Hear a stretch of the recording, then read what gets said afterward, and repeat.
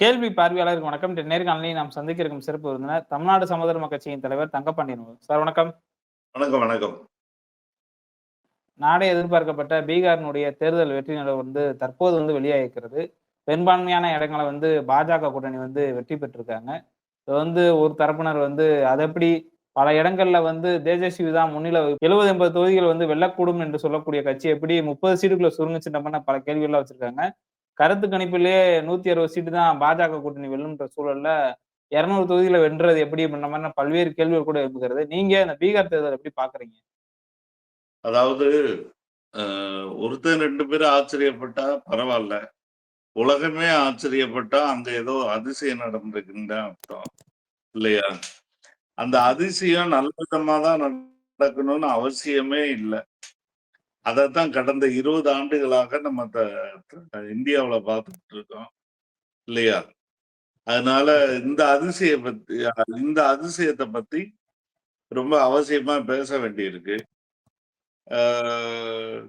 பல கேள்விகள் இருக்கு. இருந்தாலும் கேள்வியிலிருந்து ஆரம்பம்.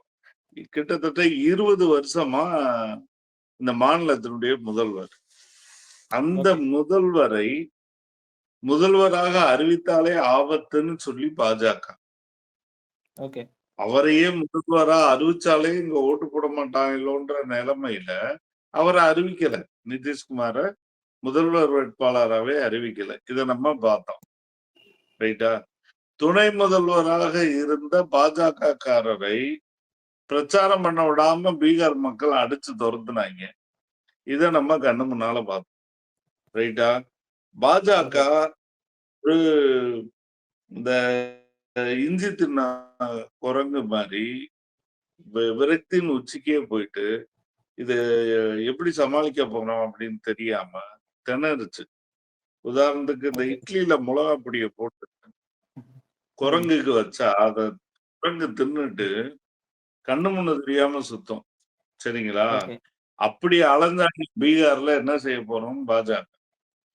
அப்ப அந்த பாஜக ஒண்ணு நிதிஷ்குமார வேட்பாளர் அறிவிக்க முடியல. இவங்களுடைய கட்சி முதல்வருக்கு சென்ற இடமெல்லாம் செருப்பால் சிறப்பிப்பு. இப்படி நிலைமையில என்ன செய்யறதுன்னு தெரியாம சிறப்பு தீவிர திருத்தத்தை கொண்டு வந்து ஒரு 65 லட்சம் வாக்காளர்களை நீக்கி அங்க ஒரு வேலை பார்த்தாங்க. அதுல வரலாறு காணாத நகைச்சுவை இருந்துச்சு இந்த தேர்தல் தில்லாலங்கடி சீர்திருத்தங்கள்ல. இல்லையா? 0 அப்படின்ற பேர்லயே 10 வாக்காளர்கள். இல்லையா? அந்த இப்ப மெக்சிகோ கதாநாயகி 10 இடத்துல ஓட்டு போட்டிருக்காங்க போன தேர்தல்ல. பிரான்ஸ் 22 இடம்.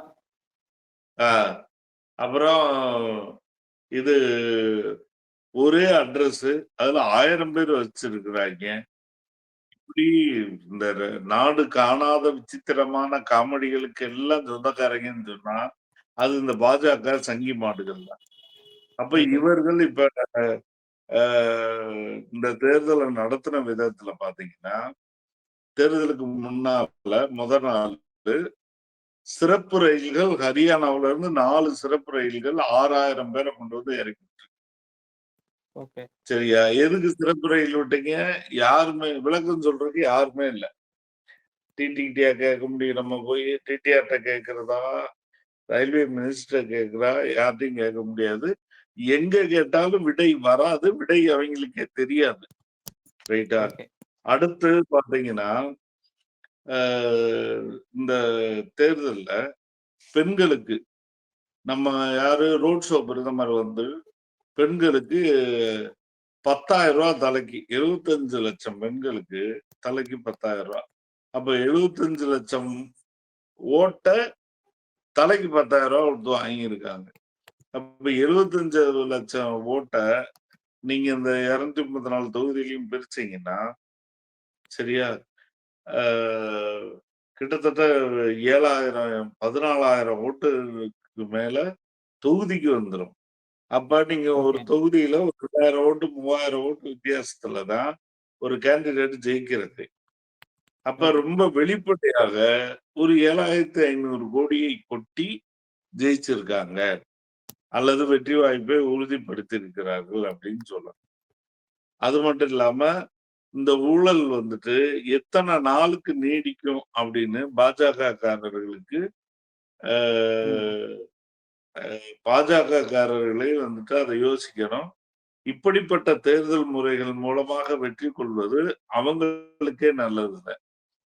ஏன்னா இது எங்கேயும் கொண்டு விட போறது இல்ல. மக்களினுடைய ஒரு எதிர்ப்புரட்சிக்கு தான் கொண்டு போய் விட போகுது. இலங்கை மாதிரி, வேற நாடுகள் மாதிரி ஒரு பெரிய புரட்சிக்கு தான் கொண்டு போய் விட போகுது. அப்ப எல்லா ஊழல், மோசடி, திருட்டுத்தனம் எல்லாம் பண்ணி ஜெயிக்கிறதுக்கு பேரு இது தேர்தலே கிடையாது. அதான் ராகுல் சொல்லியிருக்காரு. ஹிட்லர்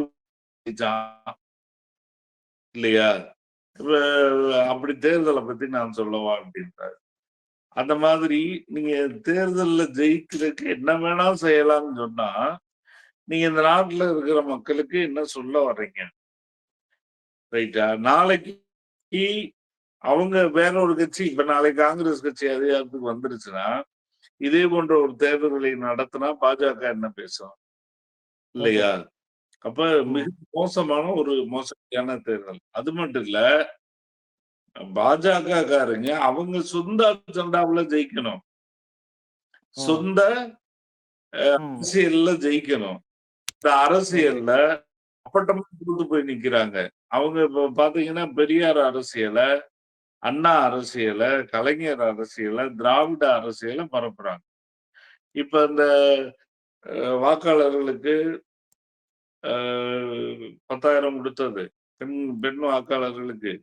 அப்புறம் பெண்களுக்கு இது மாதம் 2,500 ரூபாய் கொடுக்குறோம்னு சொல்றது. விவசாய மின்சாரம் 200 யூனிட் இலவசமாக தர்றேன்னு அறிவிக்கிறது. பள்ளி பிள்ளைகளுக்கு காலை உணவு இலவசமா வழங்க போறேன்னு சொல்றது. இது பூரா யாருடைய கொள்கை? நீங்க என்ன சொன்னீங்க? ஃப்ரீபீஸ், பிச்சைக்காரங்களாக்குறாங்க. இலவசங்களை கொடுத்து நாட்டை கெடுக்கிறாங்க, பிச்சைக்காரங்களாக்குறாங்க, சோம்பேறிகளாக்குறாங்க. இப்ப நீங்க என்ன செய்றீங்க? இல்லையா? ஓட்டை திருமங்கலம் ஃபார்முலா ஓட்டை விலைக்கு வாங்குறத கண்டுபிடிச்சதே திமுக தான். அது இதுன்னு பேசுறீங்க.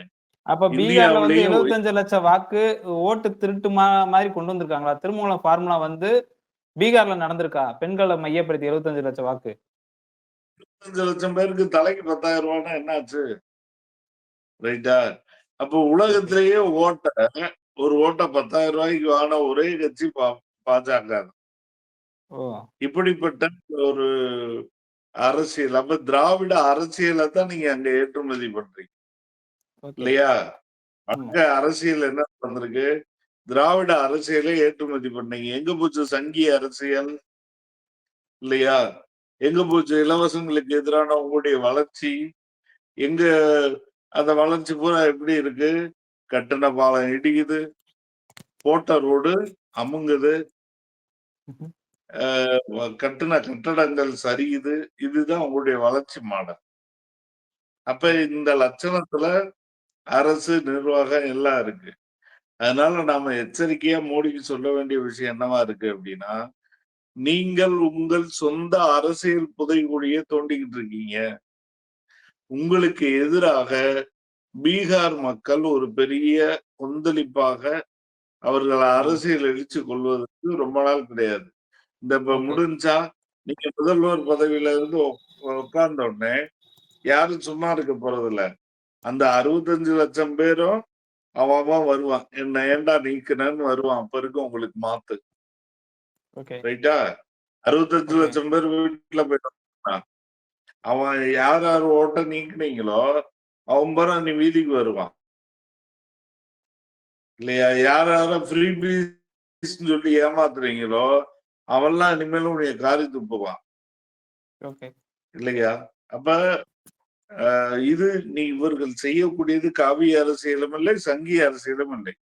RSS பிரதமர் மோடி என்ன சொல்றாருனாங்க?